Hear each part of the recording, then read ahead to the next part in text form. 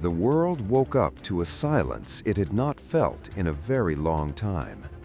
This was not the silence of peace, but the silence of an approaching rupture. While morning traffic flowed through Europe's capitals, the same sentence echoed inside military headquarters and diplomatic briefing rooms. This is no longer a possibility. This is preparation. NATO's warning went far beyond routine diplomatic language. There were no softened phrases, no vague timelines.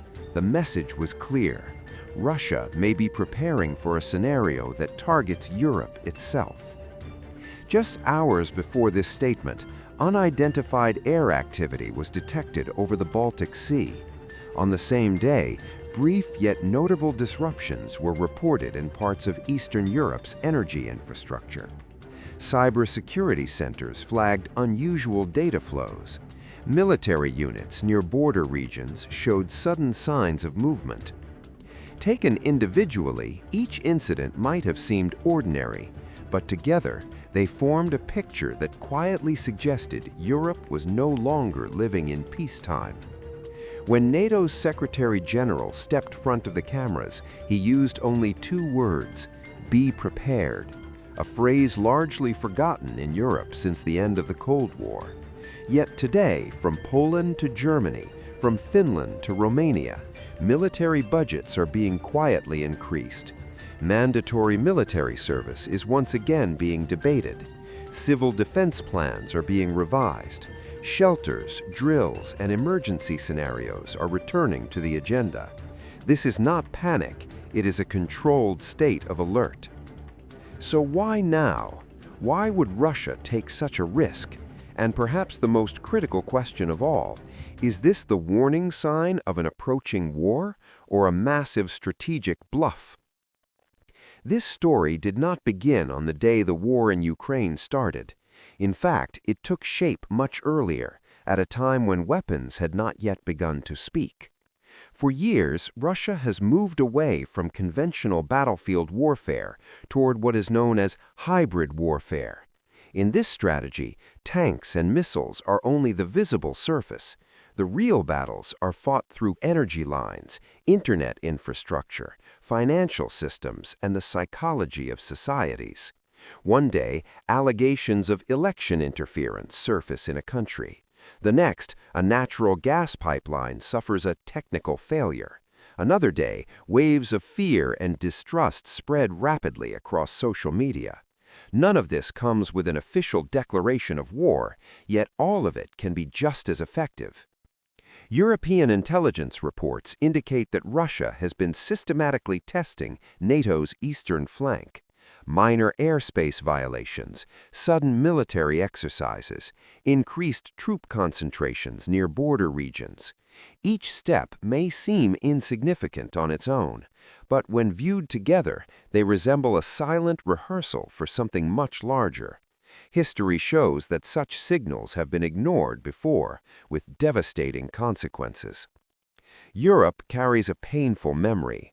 Before 2022, similar warnings were issued, yet many leaders dismissed them as exaggerations. The outcome is now well known.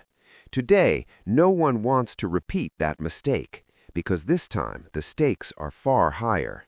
Ukraine served as a buffer zone. If conflict reaches NATO borders, it will no longer be a regional war, it will be a global crisis. From the Kremlin, the response remains calm and calculated. Russian officials label NATO's statements as fear politics, arguing that the West is manufacturing threats to justify its own militarization. Yet simultaneously, data emerges showing accelerated military production, the formation of new units, and increasing efforts to steer younger generations toward the armed forces. This contradiction between official rhetoric and on-the-ground preparations is what alarms Western analysts the most. Energy lies at the very center of this tension. Europe's long-standing dependence on Russian gas pipelines has transformed these routes into strategic targets rather than mere economic assets.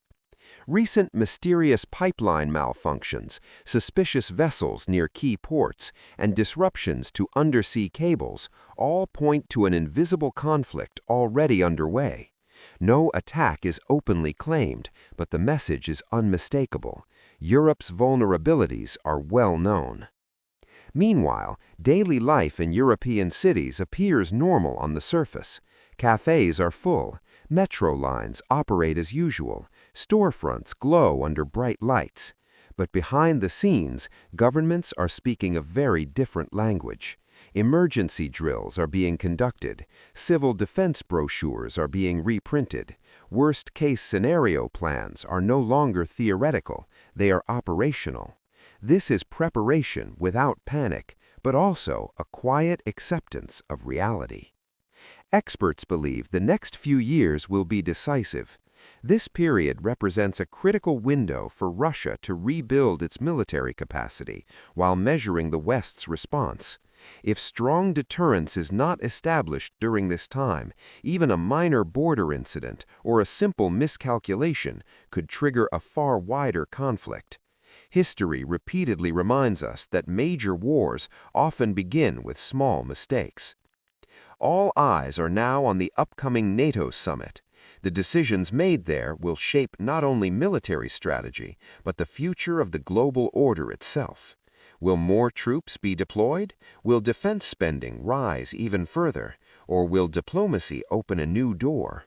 Every option remains on the table, and each carries profound consequences. One thing, however, is certain. The world is no longer the world it once was.